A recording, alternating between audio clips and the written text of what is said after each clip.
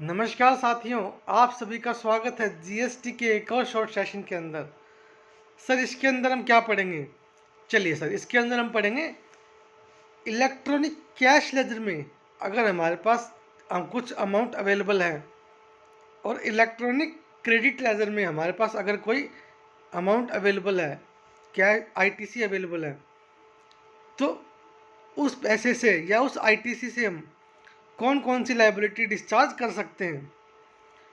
Sir electronic cash ledger में हमारे पास जो भी पैसा अवेलेबल है, क्या बोला, इलेक्ट्रॉनिक कैश लेजर में हमारे पास जो भी कैश अवेलेबल है, जो भी पैसा अवेलेबल है, उससे हम एनी लायबिलिटी डिस्चार्ज कर सकते हैं। सर क्या मीनिंग हुआ सर?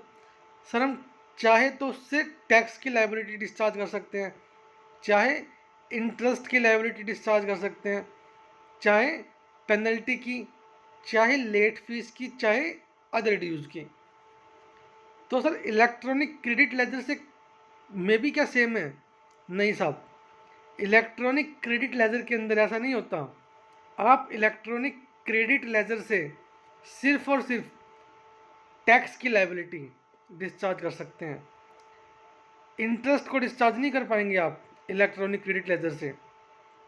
अगर आपके पास कोई इलेक्ट्रॉनिक क्रेडिट लेजर में आईटीसी अवेलेबल है तो आप उस आईटीसी से कभी भी इंटरेस्ट की लायबिलिटी डिस्चार्ज नहीं कर पाओगे, पेनल्टी की लायबिलिटी डिस्चार्ज नहीं कर पाओगे सर, लेट फीस की लायबिलिटी कभी डिस्चार्ज नहीं कर पाओगे सर, अदर ड्यूज़ की लायबिलिटी डिस्चार्ज नहीं कर पाओगे सर।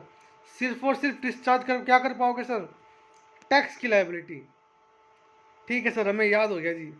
तो सर हमेशा याद रखिएगा, आप इलेक्ट्रॉनिक कैश लेजर से आप किसी भी लायबिलिटी को डिस्चार्ज कर सकते हैं, और लेकिन इलेक्ट्रॉनिक क्रेडिट लेजर से सिर्फ और सिर्फ आप टैक्स की लायबिलिटी को डिस्चार्ज कर सकते हैं सर।